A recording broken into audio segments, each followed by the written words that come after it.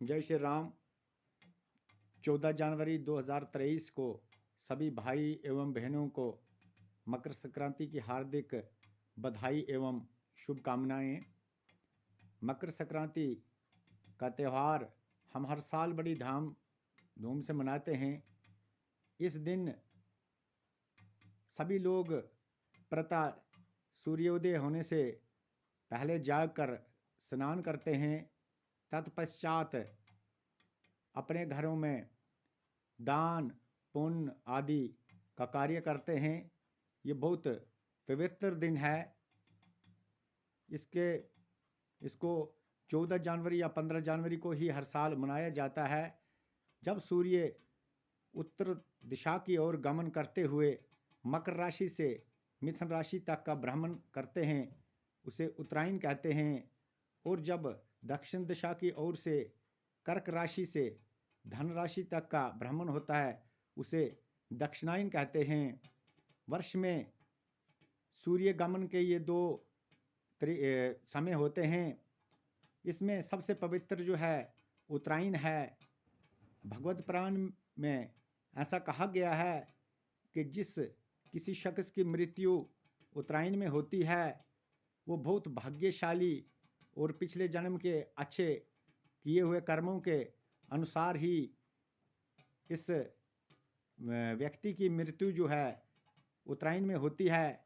भीष्म पितामह जी महाभारत के युद्ध में दक्षिणायन में युद्ध हुआ था, पर भीष्म पितामह जी को इच्छा मृत्यु के कारण उन्होंने अपनी मृत्यु पे बंदिश लगा के रखा था और प्रतीक्षा कर रहे थे कि उत्तरायण में ही हम प्राण त्याग देंगे।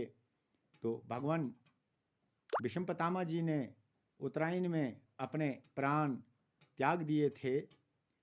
इस दिन मकर संक्रांति के दिन ऐसा भी कहा गया है कि सूर्योदय होने से पहले गंगा माता जल में प्रवेश करती है और जो व्यक्ति सुबह स्नान करते हैं उनको गंगा स्नान के बराबर पुण्य प्राप्त होता है। एक बार एक ब्राह्मण गंगा स्नान करने के लिए जा रहे थे। बहुत लंबा सफ़र था। चलते चलते एक रात को गुरु रविदास जी के घर में ठहरना पड़ा। दूसरे दिन जब वहाँ से जा रहे थे तो गुरु रविदास जी ने भी 25 पैसे उस ब्राह्मण को दिए और कहा कि आप ये पैसे गंगा में डाल देना, पर शर्त ये है कि जब गंगा माई हाथ निकालेगी तब ही डाल देना, नहीं तो वापस लेकर आना। वो ब्राह्मण मन ही मन में हंसने लगा। ऐसा विचार में आया कि चमड़े का काम करने वाला नीच जाति का व्यक्ति, और इतना विश्वास है इसको कि इसके 25 पैसे के लिए गंगा माता हाथ निकाल कर इसकी भेंट स्वीकार करेगी। ऐसा विचार करते हुए वहाँ से चला गया। जब गंगा में पहुँचा स्नान करने के बाद उसे वो याद आया कि गुरु रविदास जी ने वो 25 पैसे दिए हैं। उसने गंगा के तट पर गंगा माई को आवाज़ लगाई कि हे माँ, तेरे एक भगत गुरु रविदास ने ये 25 पैसे दिए हैं और साथ में कहा है कि अगर हाथ निकालोगी तभी दूंगा, नहीं तो प्रकट होने के बगैर वापस मंगवाए हैं। इतना कहने के पश्चात जल में से एक हाथ निकला और उस हाथ की हथेली पे एक सोने का कंगन था।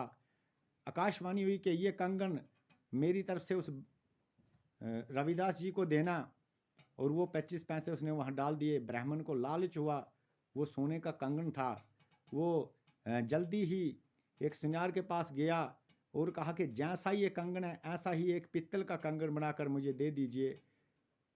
सुनार ने वैसा ही किया और ब्राह्मण ने वो कंगन जो था अपने घर लाया और पित्तल का जो कंगन था वो गुरु रविदास जी को दिया और कहा कि ये गंगा माई ने आपके लिए प्रसाद दिया है। वो कंगन अपनी पत्नी को देकर समझाया भी कि ये किसी को बताना नहीं, ये राज मेरे और तेरे बीच में ही रहे। ये कंगन गुरु रविदास के लिए गंगा माता ने दिया था। पर यह सोने का है, मैंने उसको एक पित्तल का ऐसा ही कंगन बना के दिया है। जब ऐसा हुआ तो महिलाओं के पास भेद बहुत कम रहता है, क्योंकि महिलाओं को राजा युधिष्ठिर जी का श्राप है कि वो कभी भेद नहीं छुपा सकती हैं। दूसरे दिन उसने अपनी सहेली से कहा कि ब्राह्मण ने मेरे लिए सोने का कंगन लाया है, पर तू किसी से नहीं कहना। उसकी सहेली ने दूसरी से कहा कि ब्राह्मण की पत्नी के पास सोने का कंगन है, पर किसी से नहीं कहना। उसने तीसरी से कहा कि ब्राह्मण की पत्नी के पास सोने का कंगन है, पर किसी से नहीं कहना। ऐसे ऐसे ये बात चलते चलते उस देश के राजा तक पहुंची। जब देश की राजा के रानी के पास ये बात पहुंची तो उसने कहा कि वो कंगन मुझे चाहिए। राजा ने ब्राह्मण को बुलाया और वो कंगन मंगवाया। राजा ने ब्राह्मण से वो कंगन छीन लिया। अब राजा की रानी ने जब ये कंगन पहना तो उसकी सहेली ने कहा कि बहुत अच्छा कंगन है, पर अगर एक दूसरा और भी होता तो कितना अच्छा होता। रानी महाराज से उसने ये याचना की कि ऐसा एक कंगन और मुझे चाहिए। राजा ने ब्राह्मण को बुलाया और पूछा कि ये कंगन कहाँ से लाया था। ब्राह्मण ने सच बताया कि ये मैंने गंगा माता से लाया था। गंगा माता जी ने रविदास जी किसी के लिए दिया था। तो राजा ने कहा कि ऐसा और कंगन मुझे चाहिए, नहीं तो तुझे कड़ी से कड़ी सज़ा दूंगा, तुझे मृत्युदंड भी मिल सकता है। ऐसा सुनकर ब्राह्मण डर कर वापस आया और मन में विचार आया कि ये कार्य रविदास जी के अलावा कोई और नहीं कर सकता है। और वहाँ से जाकर रविदास जी के चरणों में गिर पड़ा और सच सच सब कहानी बताई। गुरु रविदास जी ने कहा कि ऐसा तो मैं नहीं कर सकता हूँ, लेकिन मैं प्रयास करूँगा। आप मकर संक्रांति के दिन सुबह सूर्योदय होने से पहले यहाँ आ जाना। ब्राह्मण ने राजा से याचना की कि कुछ समय का इंतज़ार करना पड़ेगा, बहुत लंबा सफ़र है, बहुत दूर जाना पड़ेगा, उसके बाद मैं आपकी तमन्ना पूरी करूँगा। कहते हैं मकर संक्रांति के बाद दिन वो ब्राह्मण जब गुरु रविदास जी के पास गया तो गुरु रविदास जी ने कहा कि कल सुबह इस कठौती में आपको स्नान करना होगा और वहाँ पर गंगा माई आपको ऐसा ही कंगन दे सकती है। अब ब्राह्मण ने कहा कि ये इतना गंदा पानी जिसमें चमड़ा धोया जाता है, इसमें स्नान करने के बजाय मुझे राजा के हाथों मरना ही अच्छा है।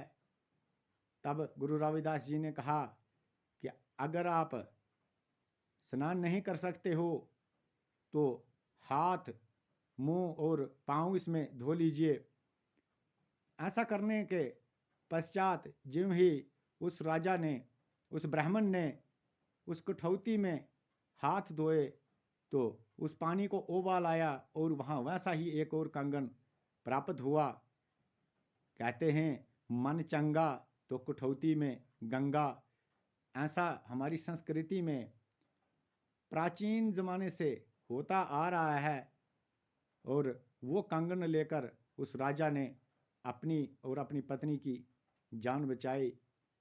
धन्यवाद। जय श्री राम।